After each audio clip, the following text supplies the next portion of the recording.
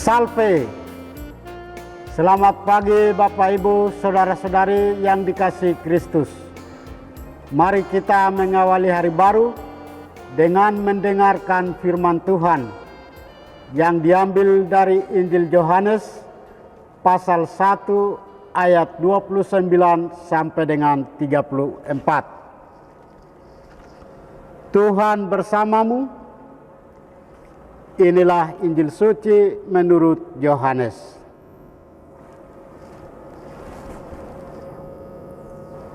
Ketika Yohanes membaptis di Sungai Yordan, ia melihat Yesus datang kepadanya. Maka katanya, "Lihatlah anak domba Allah yang menghapus dosa dunia. Dialah yang kumaksud ketika kukatakan, sesudah aku akan datang seorang yang telah mendahului aku, sebab dia telah ada sebelum aku. Aku sendiri pun mula-mula tidak mengenal dia, tetapi untuk itulah aku datang dan membaptis dengan air, supaya ia dinyatakan kepada Israel." Dan Yohanes memberikan kesaksian, katanya, "Aku melihat roh turun dari langit seperti merpati, dan roh itu tinggal di atasnya. Aku pun sebenarnya tidak mengenal dia, tetapi yang mengutus aku membaptis dengan air telah berfirman, jikalau engkau melihat roh turun ke atas seseorang dan tinggal di atasnya, dia itulah yang akan membaptis dengan Roh Kudus. Dan aku telah melihatnya, maka aku memberi kesaksian, dia inilah anak Allah." Demikianlah sabda Tuhan. Bapak Ibu, saudara-saudari yang dikasihi Kristus, tema kita hari ini adalah merintis jalan bagi Tuhan. Dalam bacaan Injil hari ini, kita bisa melihat kematangan iman dan hidup dari Yohanes Pembaptis. Ia tidak pernah menyombongkan diri.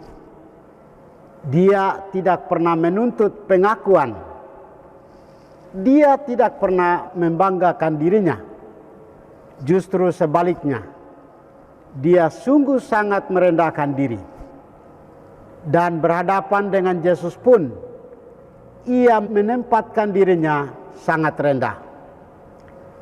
Dalam Injil Markus, ia mengatakan, "Sesudah aku akan datang ia yang lebih berkuasa daripadaku.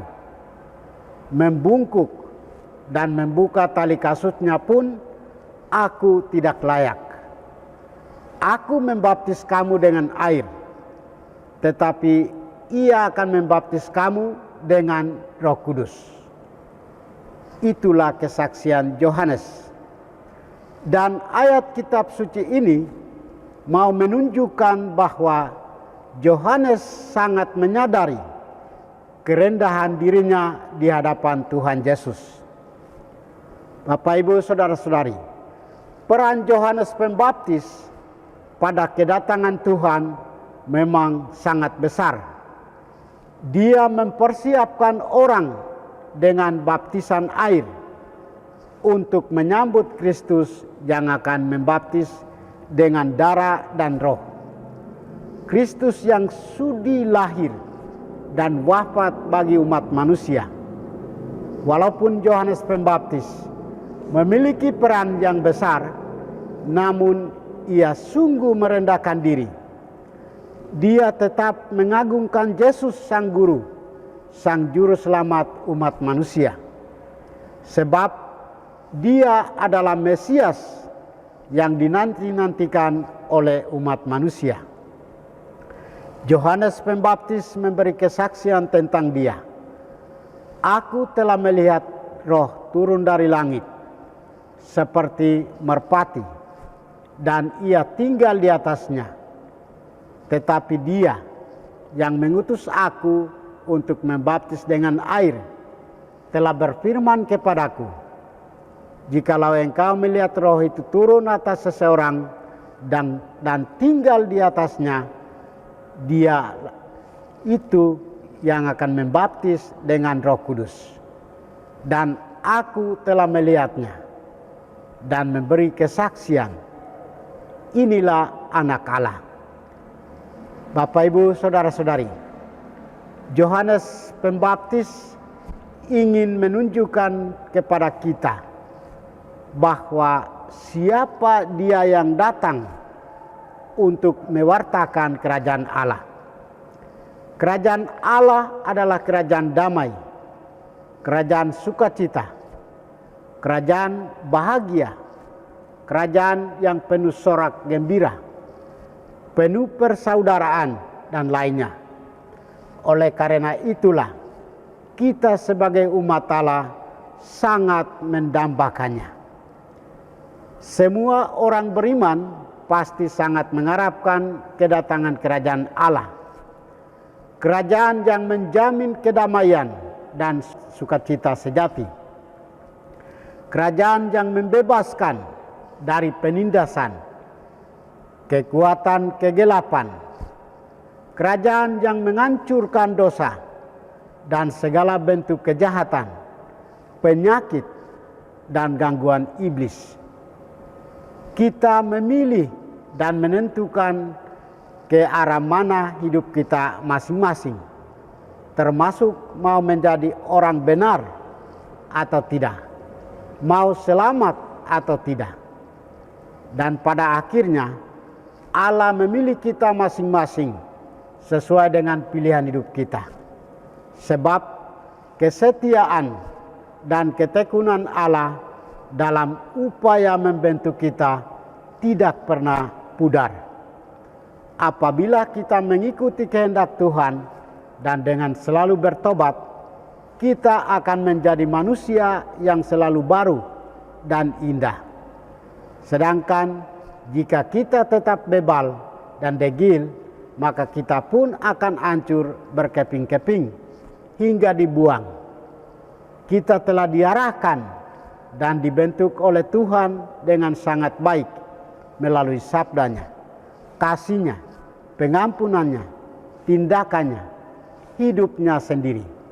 Semua yang dilakukan Tuhan untuk kita harus kita tanggapi dengan sikap dan perilaku yang baik. Mari kita juga belajar dari kerendahan hati dan kegigihan Yohanes Pembaptis.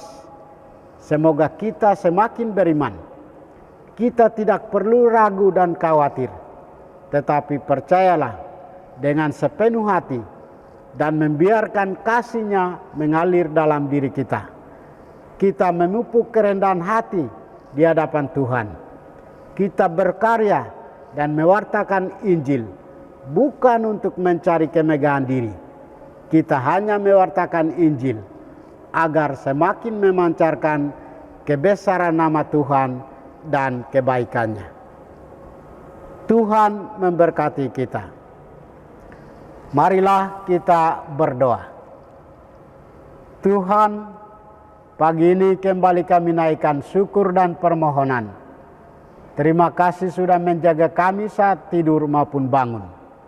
Terima kasih untuk udara sejuk dan segar pagi ini. Bukalah mata hati kami.